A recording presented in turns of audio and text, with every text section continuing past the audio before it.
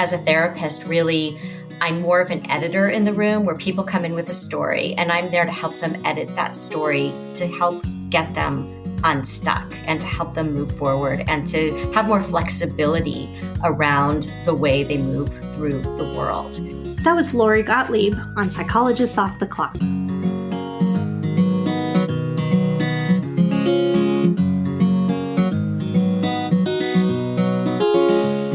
We are 3 clinical psychologists here to bring you cutting-edge and science-based ideas from psychology to help you flourish in your relationships, work, and health. I'm Dr. Debbie Sorensen, practicing in Mile High, Denver, Colorado, and co-author of ACT Daily Journal.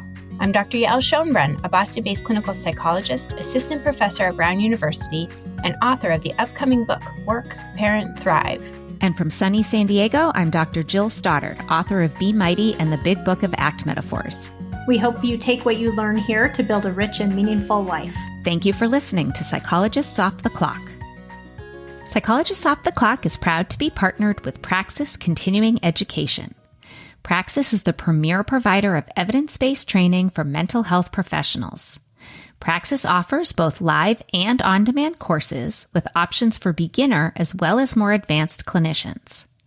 Praxis is also known for its top acceptance and commitment therapy trainers.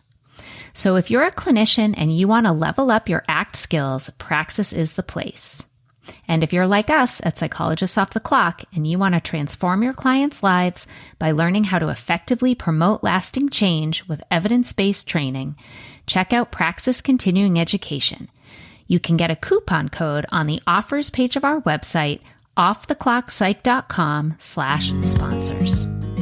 I'm here today with Debbie to introduce an episode that Jill did, an interview with Lori Gottlieb of the acclaimed Maybe You Should Talk to Someone. Lori has actually come out with a workbook, an accompanying workbook for her book, Maybe You Should Talk to Someone, that is called Maybe You Should Talk to Someone, the Workbook. And this was just a terrific interview. She is one of these people that just has so many pearls of wisdom. I could probably listen to her talk forever. It's such an honor that she was able to come back on our show a second time. Yeah, and one of the themes that came out in this conversation between Jill and Lori was about self-stories and how we get stories about ourselves and about our lives, and that sometimes they're unreliable and they can hold us back or constrain us, or, there's some work that Lori recommends doing around your self-stories and around the narratives that you have about the world. And it really reminded me of one of the 6 core processes of acceptance and commitment therapy, which is known as self as context. But I think a more user-friendly way to think about it is about perspective taking and how we can actually get out of our self-related content that keeps us stuck. And that in doing so, first of all, we're able to zoom out and have a different perspective on things to more directly contact our experience. But also it sort of frees us up from that constraint and allows us to be more flexible and effective in our lives. And to me, actually, self as context, I think, is sort of the unsung hero of the ACT model, because I think sometimes people find it a little bit hard to grasp or a little bit hard to hold on to. But I think it's such an important part of therapeutic work to do to help people transcend this type of content. And that's really what I think was captured in this conversation. Yeah, the importance of storytelling really can't be highlighted enough. And in fact, it's one of the core elements of why therapy works. And there's a really interesting and pretty substantial body of literature exploring how storytelling is really one of the core ingredients of therapeutic outcomes. And I actually had a chance to dive into this literature and interview a narrative researcher for my own book. I have a chapter in this book about working parenthood that's coming out this year. On the power of storytelling and editing our stories, which of course is what Lori Gottlieb's entire workbook is about. And in my conversation with this researcher, whose name is Jonathan Adler, he talks about how what the research shows is that therapy helps individuals deconstruct, sort of dismantle their stories that are not helping them, and then reconstruct them to either emphasize what's meaningful in painful situations or to help motivate change. And so by figuring out how to relate to our stories and how to edit them effectively, this is one of the reasons why therapy works. And what also is cool is that you don't have to go to therapy to engage this story-changing process. Again, either changing your story or changing your relationship to the story. What we know from research, too, is that journaling can help you do that. Working through workbooks can help you do that. Talking to good friends in particular ways can help you do that. And so we know that changing the way that we relate to our stories and changing our stories is helpful. And in this conversation between Jill and Lori Gottlieb, you'll actually learn some of the critical ways, some of the critical skills of how you can actually go about changing your stories. You'll learn about stuck points in this process. You'll learn about common themes that come up in stories. You'll learn about how you can choose who to talk to about your stories. And so really check out this entire conversation because you'll learn a lot about what happens in therapy that's effective, but you'll learn how to do that through the workbook and through the kind of tools that Lori Gottlieb teaches. Hey everybody, it's Jill here, and I am thrilled to have a returning guest today. You may remember that Lori Gottlieb joined us for episode number 158 to talk about her best-selling book and one of my favorites, Maybe You Should Talk to Someone. So I have her back today to talk about her new companion workbook that's called Maybe You Should Talk to Someone, the Workbook, a toolkit for editing your story and changing your life. Lori Gottlieb is a psychotherapist and New York Times bestselling author of Maybe You Should Talk to Someone, which has sold over 1 million copies and is currently being adapted as a television series. In addition to her clinical practice, she is co-host of the popular Dear Therapist podcast produced by Katie Couric and writes the Atlantic's weekly Dear Therapist advice column. She's a sought-after expert in media such as The Today Show, Good Morning America, CBS This Morning, CNN, and NPR's Fresh Air. And her recent TED Talk was one of the top 10 most watched of the year. She's the creator of the new Maybe You Should Talk to Someone workbook, a toolkit for editing your story and changing your life. Lori, welcome. I'm so pleased to have you back on Psychologists Off the Clock. Oh, well, thanks so much. It's great to be here again. Well, congratulations on the book. And let me just start. So for anyone who hasn't read Maybe You Should Talk to Someone, which I don't think there are many of us who haven't, in the book, you shared really powerful stories and transformations of a handful of your therapy clients who you talked about in depth, and then also of yourself while you were going through your own therapy. So now you have this follow-up workbook. And I'm not sure exactly what I was expecting, but, being a psychologist, I've read lots of workbooks and they tend to be really skills heavy. And your workbook is really different in this super cool way. So as it says in the subtitle, this workbook is more about rewriting our stories. And you did a TED Talk that's had well over 5 million views, and we'll link to that in our show notes. It's awesome. Everybody should check that out. And in the TED Talk, you point out, and I'm paraphrasing here, but basically that, while situations may shape our stories, like really it's our stories who shape who we become. And we're all unreliable narrators. So can you talk a little bit more about this, about our stories and how we're unreliable narrators? Yeah, absolutely. So in Maybe You Should Talk to Someone, one of the things that I think everybody comes to see as a reader and I think identify with in themselves is this idea that we have a story about the events in our lives. We have a story about who we are. We have a story about the people that we're in relationship with. And those are very subjective stories. And by that, I mean, they're true stories, but from our particular perspective. And that there's always more to the story. There are other perspectives that we're not seeing. There are ways of focusing on certain aspects of the story and minimizing other aspects of the story that maybe need a little more fleshing out.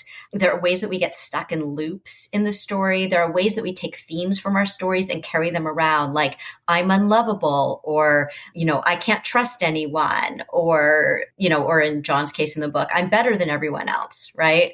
Often our story is the opposite. It's, I'm not good enough, whatever it is. But we're not always aware that we're carrying around these stories. And so they're just kind of there in the background, but they inform all of the ways that we relate throughout our days.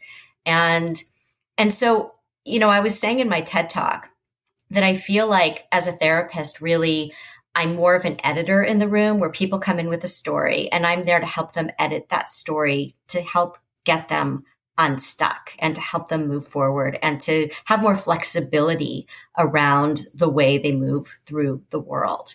So, this idea of being an unreliable narrator doesn't mean that we're trying to mislead. It means that we just don't always have the full story there, or we haven't really processed the story. And it's an old story from childhood that we're still telling through the lens of the young child. Right. Yeah. And you also point out that how we feel distorts our stories. So if we're depressed or if we're anxious, those feeling states kind of create a lens through which we view the world, and that can distort our stories. Or I love, you include a quote in your TED Talk. I think it was a psychologist whose name was Rule Brenner. And it was, to tell a story is inescapably to take a moral stance. And I loved that. Yeah, absolutely. So what is it that you would want to be different? So let's say somebody reads this workbook. And I want to say, I did this whole workbook myself. I learned so much, and I'll come back to that in a little bit. But I was really struck by how much you were able to pack into, it's just about 100 pages. It's a fairly thin workbook. And there were so many things from psychology in there. I mean, defense mechanisms, attachment, Erikson's stages of development, self-compassion, perspective taking. I mean, that's just a few. And I mean, truly, with everything we know in psychology, this workbook could have been 1,000 pages. So I guess I have two questions here. So one is, what is it that you hope will happen? How do you hope a reader will change from working through these, page 1 to 103, which is, basically kind of this step-by-step for rewriting a story? So I'll ask that question first. How do you hope readers will change? Yeah. Well, first, I just want to address that one thing that you said that was so right about how our feeling states affect the story that we're telling ourselves. And maybe you should talk to someone. There are two quotes about that. And one of them is, we say when somebody is really in the throes of depression, you are not the best person to talk to you about you right now. Because when you're depressed, your way of looking at the world is so distorted. And you can't see things. You can't see the big picture at that time. And the other thing that, I start off the book saying is that before diagnosing someone with depression, make sure they aren't surrounded by assholes. Right. So it's like, why are you depressed? Well, I'm surrounded by assholes. Sometimes it's, well, let's look at who's in your life and let's look at why, and let's look at those relationships and why are you choosing those people? Right. And then for those that you aren't choosing, how are you relating, and can you set some boundaries, and can you relate in a different way? So I think that's really important to take into consideration. It's like we always say, feelings are like the weather, they blow in, they blow out, right? So with our stories, and you might tell one story when you're feeling a certain way and tell that same event very differently when you're feeling differently. Yeah, it really narrows that perspective. One of the things you talk about in the workbook is that shift in perspective taking. And so, when we're anxious, we're focused on the perceived threat to the exclusion of all other things. And so, I think when you talk about shifting perspective, it's really kind of like broadening that lens so that we're not only focused on, the negative if we're depressed, or the threat if we're anxious, or, something like that. Right. And the workbook is also about going into the pain as opposed to going away from it. So it's not like, don't focus on the negative. It's about, how can we start to look at these things in a way that feels safe and a way that feels productive? And I think that a lot of people are afraid to do that, and they don't know how to do that. They want to, because they want to free themselves up emotionally in certain ways, but they don't have the tools. And so going back to your question about what this workbook is, I wanted it to be really different. So I'm glad that you felt it was really different from what's out there. And it really came about because when Maybe You Should Talk to Someone came out, and still people email me every day, or they DM me or whatever, and they say, I really I highlighted, I underlined, I have sticky notes all over from quotes from the book. It's been so helpful, but I don't quite know sort of what to do with them. I feel like they're just the start of something that's really important for me, and they really resonate with me.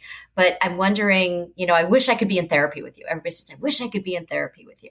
right? And I don't really do anything that different from what most therapists do. I just help people to understand what the therapeutic process really is and get rid of those misconceptions that people have about, oh, you're going to come in and you're going to download the problem of the week and the therapist is going to say, and you're going to leave. That's not what therapy is. It's this incredibly active process of really introspection and self-reflection and understanding patterns and dynamics and having the therapist guide you through that.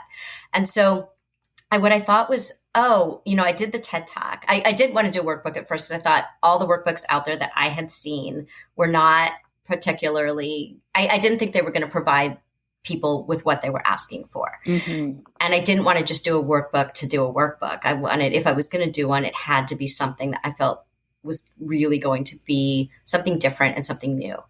And so I didn't do anything about it. And then I did my TED Talk, and it was that whole thing about how changing your story can change your life, and resonated so strongly with people. And that's what happens in Maybe You Should Talk to Someone. Every patient that comes in, and me too, because I'm the fifth patient in the book as I go through my own therapy, right? So you have the 5 patients. We come in with one story and we leave with another story.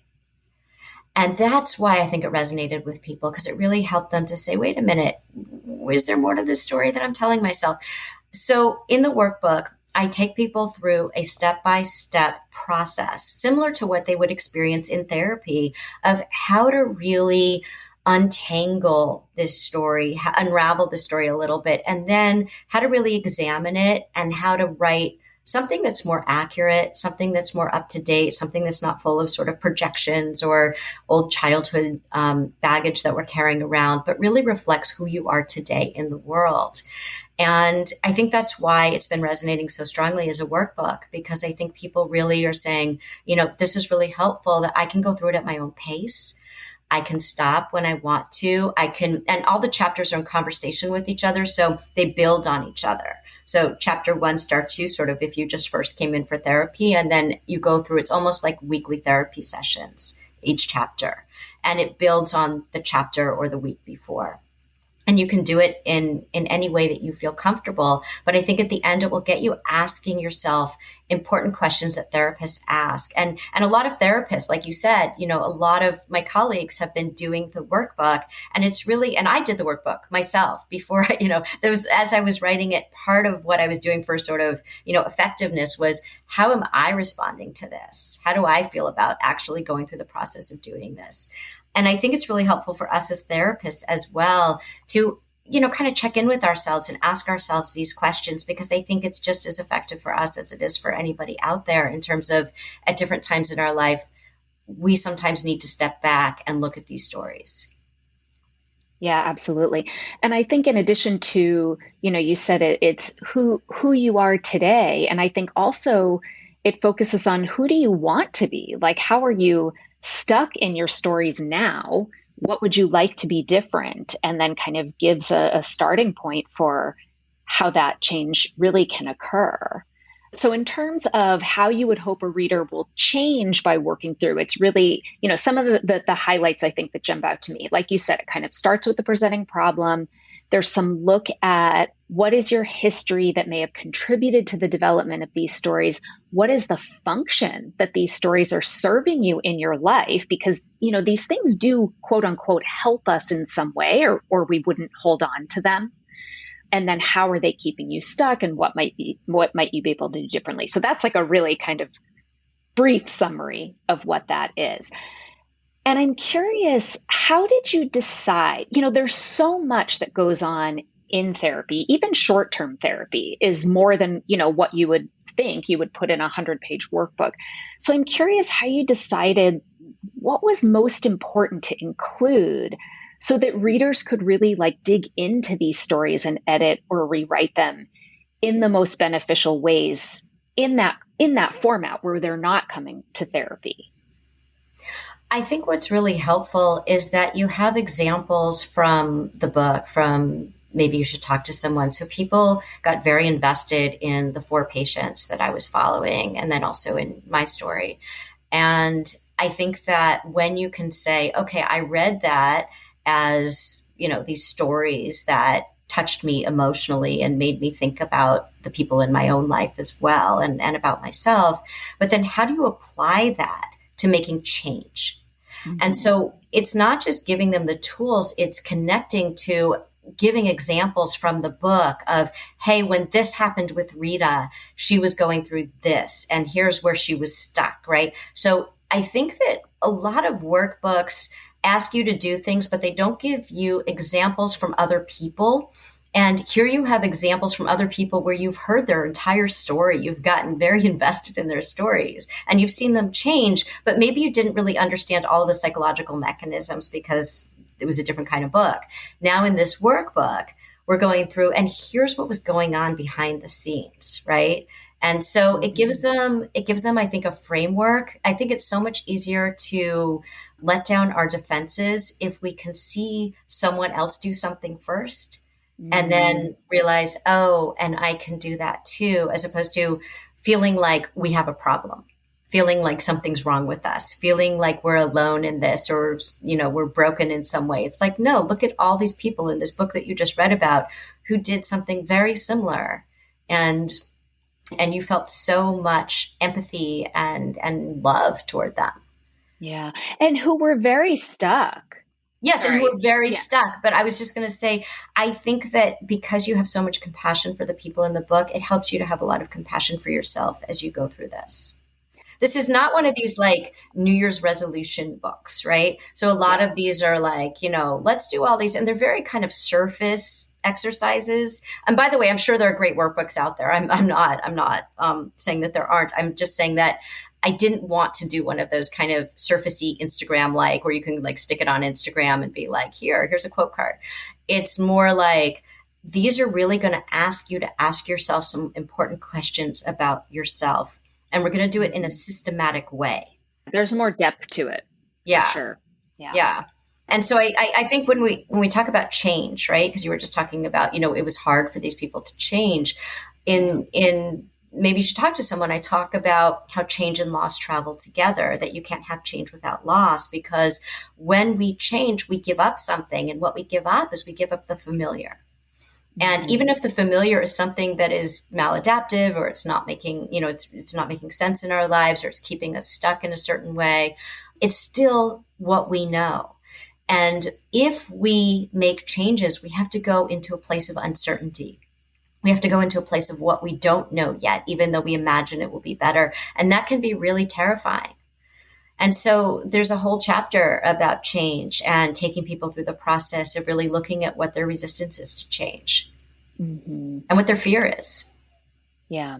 And I think one of the other things that worked in the original book with the 4 specific clients you chose, not only were they really stuck, but these were hard cases. You didn't pick the 4 easiest patients that have ever walked into your office. I mean, these were really challenging. And so I think for readers of the workbook, there can either be, well, gee, if the 4 of them can do it, I can certainly do it because I don't feel like I'm that stuck. Or the opposite, I'm really stuck. How could this work for me? Well, if it worked for them, then maybe it can work for me too. Yeah. And I think I want to make a point real quick that, so for anyone who hasn't read the original book, you could certainly go through this workbook without having read the book. It will still absolutely be helpful. But I do think having familiarity and a deeper familiarity with the 4 clients that you talk about in the book makes the experience of the workbook richer. And I read it a long time ago and I read a lot. So I had a lot of that like retroactive interference where I wasn't remembering details. And while I was doing the workbook, I was thinking, oh, I kind of want to go back and reread. Maybe you should talk to someone and then do the workbook again. I think, it's such a great companion for each other. Yeah. And I designed it that way that I think it adds another layer to it if you have read the book, but you don't have to have read the book to do the workbook and to get something out of it. If you're looking for a great way to support us here at Psychologists Off the Clock and make your life easier and healthier, you should go to my new favorite online store, Thrive Market. Thrive Market carries all your grocery and household essentials with the convenience of getting everything online and then quickly shipped right to your door. And right now, you can get 30% off your first order plus a free $60 gift if you go to thrivemarket.com/POTC. I love that I can use specific filters to curate my shopping experience so I can find organic meats and low sugar snacks for my kids. Plus, when you join, they give to a family in need. How cool is that? So join in on the savings with Thrive Market today and get 30% off your first order plus a free $60 gift. Go to thrivemarket.com/POTC for 30% off plus a free $60 gift. That's THRIVE market.com/POTC. thrivemarket.com/POTC. I know I talk about my kids a lot, but I also have two adorable dogs, Tilly and Hazel. We love to spoil them, which is why we love Whole Life Pet. Whole Life Pet makes single ingredient treats, meal mixers, supplements, and hydrating snacks for both dogs and cats. And if you try out Whole Life Pet, you're surprising your pets with fun new flavors while also supporting Psychologists Off the Clock. Visit wholelifepet.com and use promo code POTC to get 25% off your first order with free shipping over $50. When I open the Tuscan Blend Bistro Bowl meal mixer to add to Tilly and Hazel's food, they start wildly sniffing and can't wait to dig in. The best part is Whole Life Pet uses a freeze-dried process that locks in nutrients and freshness, and they never add chemicals, additives, preservatives, or anything artificial. Visit wholelifepet.com and use promo code POTC to get 25% off your first order with free shipping over $50. If you're unsure about what to try, you can fill out their short questionnaire by clicking the red Start Today button on the home page. It will ask you a few questions and make custom product recommendations for your pets. Visit wholelifepet.com and use promo code POTC to get 25% off today. Yeah. What about, can you give an example, for the podcast, and this will give folks a flavor maybe who haven't read the books or read your column. So Lori has the Dear Therapist column, and now you have the Dear Therapist podcast. So basically people write in with a problem and you help them work through it. So do you have maybe an example from one of those around these ideas of like editing a story to make a positive change? And the reason I'm asking about the column and the podcast rather than a client is, as I was saying before, like in therapy, we have lots of time to go through things in great depth. And, the workbook isn't therapy. It's something we'd be doing on our own. And so is there an example you can think of that might kind of inspire listeners, like to have this hope that like you actually can get to know a story and start making some positive changes, even if you're not ready or wanting or have the resources to delve into, weekly individual psychotherapy?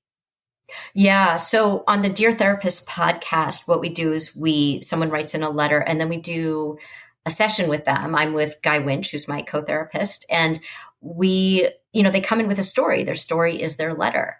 And by the end of the podcast, they have a very different version of that story that they're leaving with. But because we really wanted people to see the results of what happens when you change your story, we give them a homework assignment at the end that they have 1 week to complete. So it's like, okay, now that you're looking at the story in this way and you've made these edits on the story, go do this and then come back and tell us how it went. Okay, because this is based on the new version of the story. And so you hear in one episode, as the listener, you hear all of that. So you get to hear what happened when they went and they did something new because of this new version of the story. And so pretty much every episode, you're hearing how someone comes in with a story. They start to edit their story through the whole session. That's what we're doing. We're editing the story with them. At the end, we say, okay, now that you have this new draft of the story, what are you going to do differently? You're the protagonist. What is the protagonist going to do? And how is that going to change the next chapter? And then you get to hear how the next chapter changes. We're going into season 3 right now. So in season 2, we brought back some of our season 1 guests and heard how the story had changed over the course of a year as opposed to a week. And it was really remarkable and really rewarding, I think, to hear how much just that shift in perspective or to see something that you hadn't seen in quite that way before can really galvanize you to take action in a different way. I'm thinking of, so many examples, but one example is this guy who was a new father and he had a very emotionally abusive father growing up. And he had this story about himself in terms of fatherhood, in terms of his marriage, in terms of his relationship to his father as a grown adult and what success meant and what it meant to be worthy and how to kind of be an adult in the world. He was very, very accomplished and didn't quite inhabit himself as the person he was now. He could regress a lot. And it's an incredibly emotional session. And at the end, we came up with this sort of metaphor in the story of the war is over. Like he still thought he was in the war with his dad, and he's not. The war is over. And, peace has come. Like he found everything. He's got this fabulous, marriage and these kids, and he's doing the work that he loves. Like the war is over, but the war wasn't over internally. Mm-hmm. And so to see him go through that process, it was so transformative for him and for so many listeners. Another example is somebody came in with a story about infidelity, and the story was very much about other people's perceptions and how they viewed this person. And part of it was he couldn't understand what he was doing, how his actions were contributing to the story that other people were writing about him. And he was the one who was unfaithful, or someone's Yes. being unfaithful to him? He was the one who was unfaithful. Yeah. Okay. Yeah. He had cheated on his wife and left her for somebody else. And there was this story of he's a monster. Right. And he basically wanted us to be like, no, you're not a monster. Like it was, as Guy said, it's like, tell me I'm not an asshole. It was like, that's what he was wanting from us.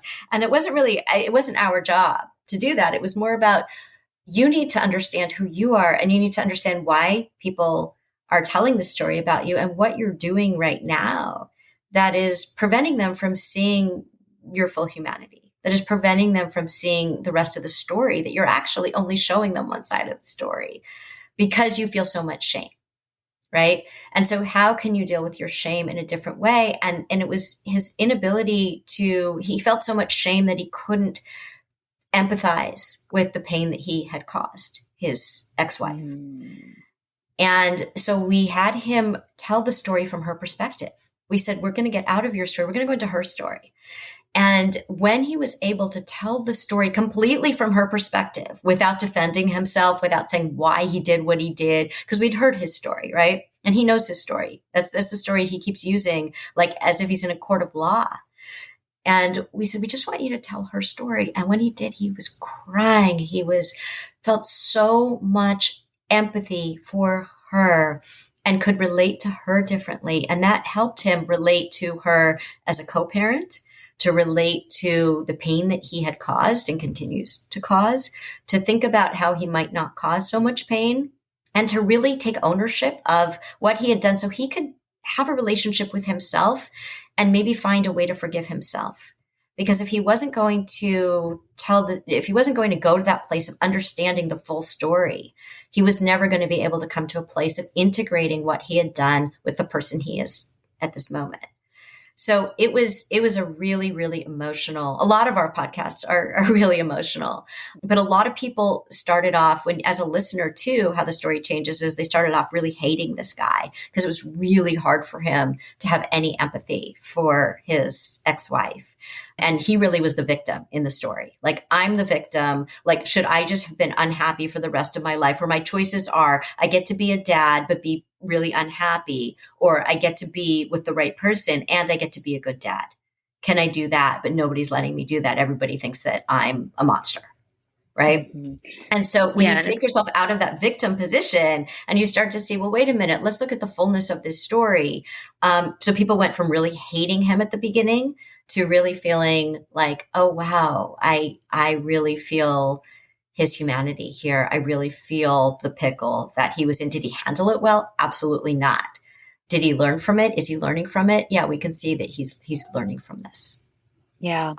And the same happens when you read with John in the original book too. I think people start out not being a big fan of his and come around by the end. And I think this is such a great example. And I think what's really important here is that changing your story doesn't just mean you're not doing cognitive restructuring to take an unhelpful negative thought and think more positively about yourself. Again, there's so much more depth here. And I think what there is a lot of in the workbook is it is this piece about taking responsibility. It's understanding that whether your story is about yourself or about other people, which there's a large focus on that, on our interacting inside relationships, our stories inside interpersonal relationships, that it's really like taking ownership of the role that you play in your own stuckness.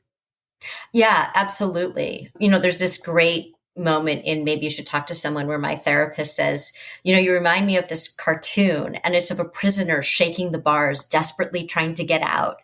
But on the right and the left, the bars are open, right? There's no bars. I mean, there's nothing there, right? And so, and I think that's so many of us where we feel trapped, but we're not actually trapped, that maybe we're the ones who are keeping ourselves trapped. And by the way, I want to be clear that there are many circumstances in the world that we live in today that do keep us trapped, that do keep us stuck. But then what is our response? How can we respond to that? And what I'm talking about mostly in the workbook is this idea of how do we keep ourselves stuck where we aren't really stuck? Why are we the ones shaking the bars and trying to get out of jail, but really we're not in jail? And the reason that we don't just walk around the bars is because with freedom comes responsibility. And many of us don't necessarily want to take responsibility for our lives. And this is not necessarily in our awareness.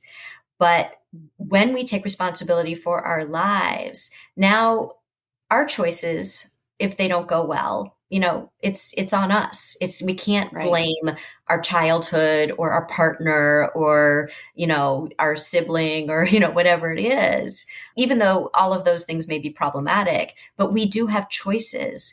And we need to take ownership of our lives, because if we don't take ownership of our lives, we're basically a perpetual child. And I don't think that we want to go through life as a child where other people are making choices for us.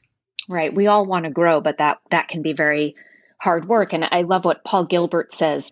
It's not your fault. We all arrive at these places for many reasons, evolution and learning history and all of it.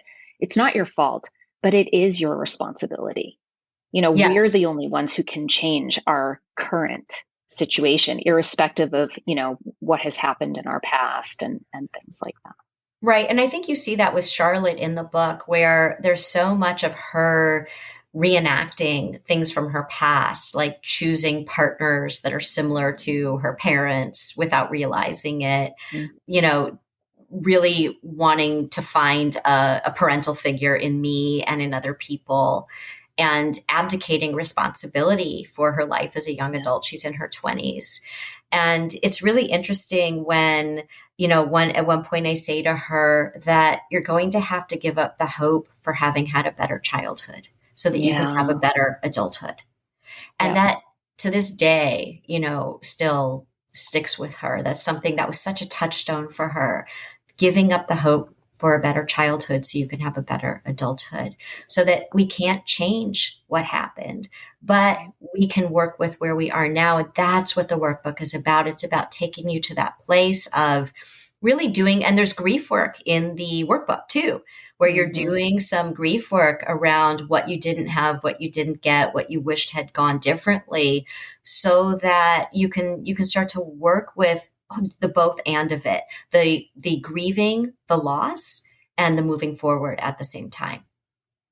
And it's so relatable to so many of us. I mean, even if we don't have the same story or circumstances as Charlotte, I think so many of us can relate to that, letting go of the hope that you'll have a better childhood. Or the example you gave from the podcast where, my history may be very different from his, but when you say, I don't remember your words exactly, but the battle is no longer ongoing.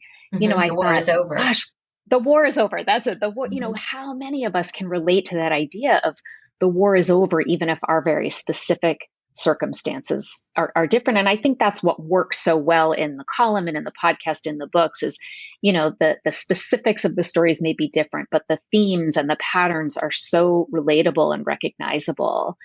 And, I want to say, so I'm a therapist, obviously, and I've done a lot of my own therapy. And I like to think that, I've grown and changed a lot as a result.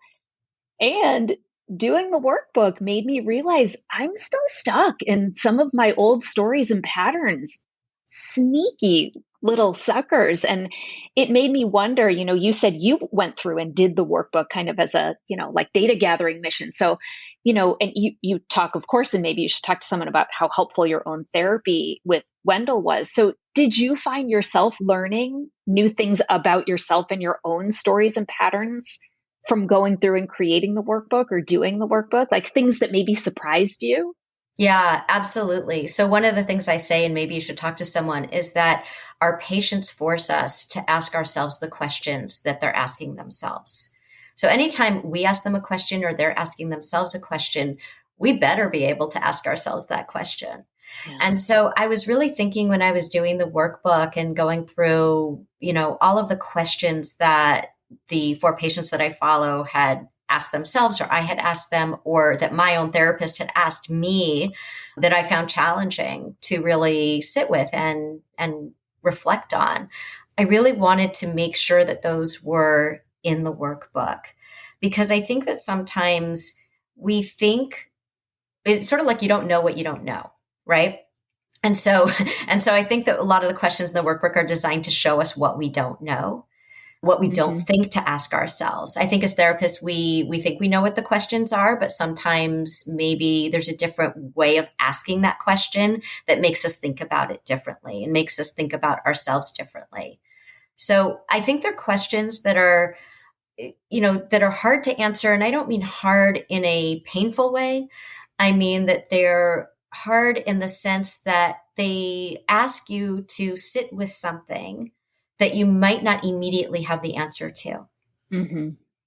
And that's why I give space in the workbook for certain things, and I loop back. I don't know if you noticed, and maybe I did it in a subtle way, or maybe I didn't, but it's what we do as therapists, where you loop back. So I ask, you'll get the same questions in different ways through a different lens throughout the chapter, so that you can circle back to them and maybe look at them a little bit differently. It's kind of like if you go to therapy in your 20s and then you go to therapy again in your 30s or in your 50s or whenever you go another time, you're going to look at questions differently. You're going to consider things differently. And so I'm asking people to do that at different points in the workbook. In fact, I asked them to play with time a little bit. There's this thing where I ask them to go through different decades and answer questions from those perspectives, right? And see how things have changed over those time periods, or to project into the future if they aren't there yet. Yeah. And I found my own sort of stories or insights, they evolved over the course of doing the workbook sort of organically. So for example, and I found this just to be really fascinating. So in the very beginning of the workbook, you ask the readers to identify their presenting problem, which is what we would do in therapy, kind of start out with this presenting problem. And so for me, what I thought was my presenting problem turned out to not actually be the real problem at all. So, I thought it was about these like specific challenging situations that I'm dealing with right now. But what I realized over the course of the next however many pages and exercises is that it was actually about loneliness and feeling like I'm dealing with these problems on my own. And then later, imagine my surprise, I discover later in the book, you talked about how so many of our problems actually boil down to this, that so many of our stories are ultimately about longing for connection. And that was something that really kind of evolved for me over time. And, as a therapist and a person who thinks about these things quite a lot and reads a lot of, self-help books, psychology books, et cetera, I really surprised myself that I thought, oh, you still have a lot to learn about yourself here. And it really helped me to do that. And have you heard that kind of feedback from other people? My presenting problem wasn't really my presenting problem. Yes, with almost everybody. But I think that's just the nature of this process, which is that, it's sort of getting out of the content and into the process. And this is a real process workbook. And I'm glad that you mentioned loneliness, because in the workbook, I deal so much with themes as opposed to sort of concrete issues, because again, the concrete issues stem from the different themes and the different stories. And the story of loneliness is a very common story, whether you're with a partner or not with a partner, whatever your situation is. There's so much disconnection going on. And so many people have felt that kind of disconnection, this sort of malaise that they don't really know, sort of, what is it? And then, there's a whole section in the workbook about connection and what role that plays in our lives and what role we can play in creating those kinds of connections and really prioritizing them. We talk so much in our culture about the me right? And I talk about this in the workbook a lot, that, and I talk about it. There's a chapter also in Maybe You Should Talk to Someone About This, where we're so focused on this idea of, I need to find myself and me, and it's about me and, all of that. And it's about you in connection with the world. Yeah. And I really want people to include supporting characters in their story. It's not just like this lone protagonist out in the world. And I use terms like that in the book, but it's like, who are the supporting characters? Who are the major characters? Who are the minor characters? What role do they play? And what role do they play in your story? They're integral parts of your story. Absolutely. And I think sometimes as mental health professionals, therapists, we're trained to focus on the individual, that we forget about the individual in context, in relationship. I just did an interview with Dominic Packer, who's a social psychologist, about his book, The Power of Us, which related to some of these things. And I think, in the US, especially Western cultures, we're so individualistic. Then layer this pandemic, and political divisiveness. It's really created these like silos. And then I think social media too kind of amplifies that me. What am I going to post about me today? So there are these multi-layers that I think have maybe amplified this problem of loneliness that many of us are experiencing. And what really surprised me when I came to that conclusion is, I have a partner and I have kids and I have lots of friends and amazing colleagues. If you just asked me, are you lonely? I would say, no, not at all. I have loads of amazing people and I feel deeply connected to them. But, in working through some of these things, I realized like, oh, that's not entirely accurate. There is something going on underneath here. And it really made me wonder how many other people who have people in their lives and maybe wouldn't use the word lonely if that undercurrent is present for more of us than we realize. Yeah, that's why I'm glad you brought that up. And because I think that a lot of people feel shame around that. Yeah. Either they don't recognize it as loneliness. So it's kind of like this feeling of something's missing, right? A feeling of lack of connection in some way, but they might not use the word loneliness. Mm-hmm. And so I think what the workbook helps people to do is to identify those themes that maybe they wouldn't have otherwise, but also then to kind of reflect on, what can I do about this? How can I change the story a little bit here? So there's a lot of not just let me identify these things, but it's also very active on, now that I've discovered this, what does that mean and what can I do? Hey, listeners, if you've loved learning about acceptance and commitment therapy on the podcast and you're a clinician who wants to incorporate more ACT into your clinical work, I have just the training for you. I'm offering my Breakthrough ACT Techniques and Experiential Exercises, a clinical roadmap to help clients overcome psychological distress through PESI. This is an on-demand training that you can access at my website, jillstoddard.com/learn. This is an interactive way to really bring your clinical work, especially your work with ACT, to the next level. You will get 6 CEs, and I hope to see you there. So let me ask a really specific question about that, because one of the things you do suggest is to practice vulnerability, to let people in, to let our guard down. And I think generally that is an excellent suggestion for most people in most situations. But how can we know when that could be counterproductive? So like when really boundaries are what's needed, or how do we know when our stories about another person not being safe or trustworthy are actually accurate in protecting us from harm, not just protecting us from feeling vulnerable? Like it feels like it could be a fine line, and that it might, if our stories are distorted, then we might not be the best person to figure out whether we need boundaries or to let people. Do you know what I'm saying?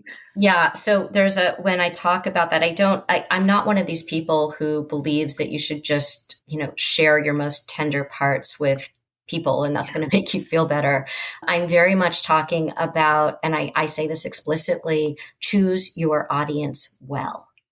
Mm-hmm. And what I mean by that is that you have to know what the purpose of sharing this part of you is with this particular person at this particular time. So a lot of people think, oh, let me be vulnerable. I'm just going to post on Instagram, or I'm going to go to this person who I know is not going to receive what I'm saying in the way that will feel connecting to me, that will deepen our relationship. In fact, it will make me feel, it will actually make me not want to open up, or it will make me feel misunderstood, or it will make me feel unsafe, right? So people keep going back to those people and saying, see, I tried being vulnerable and look what happened. This person either tried to talk me out of my feelings, told me that it wasn't accurate, didn't really empathize with what I was saying, felt profoundly uncomfortable and was not a good audience for this, not because they couldn't empathize, but maybe because it touches them too closely and they don't realize that. And they're not ready to hear these kinds of things. Right. So what I was saying was, find the people in your life with whom you can forge deeper relationships. And it doesn't have to be a huge number of people either. I'm talking about, find one or two people in your life where you have that relation, where it's very reciprocal. It's not just you, sharing a part of yourself with them, but it's them being able to share parts of themselves with you, and to know that it's safe, and to know that it deepens your relationship to self and to other. So that's what I'm talking about with vulnerability. But I very explicitly state, choose your audience well. And I have people write down who should be in their audience in the workbook, and to really think who should you not invite into those parts of your life. And it doesn't mean you have to cut them off or be estranged from them. It just means I might not share this kind of thing with them, but I can have a different relationship with them. We can have a relationship that adds to my life in a certain way. Like, I like going to movies with that person. Or, I have this kind of relationship with them, but they're not the person I'm going to talk to about this kind of thing, because I have this other person that I do that with. Yeah. I think we have this idea that when we choose friends or partners or whatever, that they have to, kind of meet every need that we have. And I think that you can have different needs met by different people in different ways. And I think in some ways that makes all of those connections deeper in their own ways.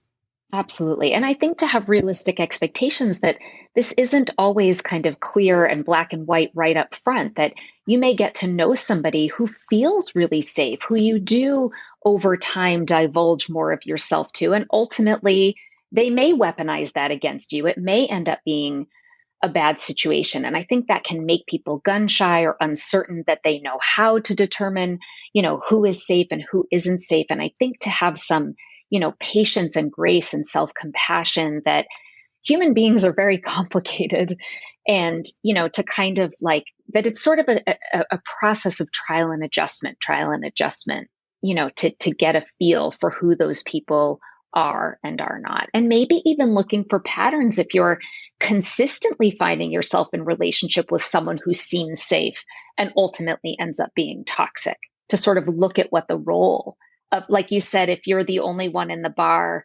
if every time you go to a bar there's always a fight, maybe you're the problem. Is that right? If a fight breaks out in every bar you're going to, maybe it's you. And that's the thing where you see people like Charlotte in Maybe You Should Talk to Someone, who was always choosing these people who would disappoint her, because unconsciously she had radar for those people, even though she thought she was choosing people who were very different from the parents she grew up with. And so I think, part of what this workbook does is it helps people to really examine who are the characters that we're carrying around still from an earlier draft of the story. And are we clear on what their role is now in our lives? And are we clear about, once we get clear on that, we can have more clarity around the kinds of people that we're choosing to invite into our lives now. Yeah, absolutely. Well, Lori, this has been such a wonderful conversation. I hope people do check this out. I will admit that, when I read the book and the workbook and saw the TED Talk, I also had the thought, I wish she could be my therapist. I think other people will feel that. And when you do the workbook, you sort of you feel like you're getting a little bit of that, like this is what I would be doing if I were in therapy with Lori. So I do really recommend it. I so enjoyed going through it. And I think I might go through it again. It feels like something I could do a couple different times and the story will continue to evolve, the insights and the action plan. Where else can people find you if they want to learn more? Well, first of all, one of the things that I'm really trying to do is to democratize therapy, to make it accessible to as many people as possible. So while, of course, a workbook isn't therapy, or a podcast isn't therapy, or a column isn't therapy, or a book isn't therapy, it's therapeutic. And it helps them to see what we actually do as therapists. So people can read my book. Maybe you should talk to someone. They can try the workbook. Maybe you should talk to someone, the workbook. By the way, there are a lot of sort of unofficial, maybe you should talk to someone workbooks out there that are not the one that I did, because people just make them up and post them on Amazon. So make sure you get the official workbook, and they can listen to the Dear Therapist podcast if they want to hear sessions and then what happens after the session and those follow-ups. They can read my column in The Atlantic, which is sort of what I like to call a therapeutic advice column, meaning I don't necessarily give prescriptive advice, but I help people to kind of rewrite their story, to think about their problem in a different way than they've been thinking about it. They can watch my TED Talk, which is called How Changing Your Story Can Change Your Life. And they can go to my website, which is lorigottlieb.com. Wonderful. And we will link to all of those in the show notes. And again, thank you so much for coming on. I'm so glad I got to talk to you, not once, but twice. Really appreciate having you here. Well, thank you so much for having me back. I always love having these conversations. Me too.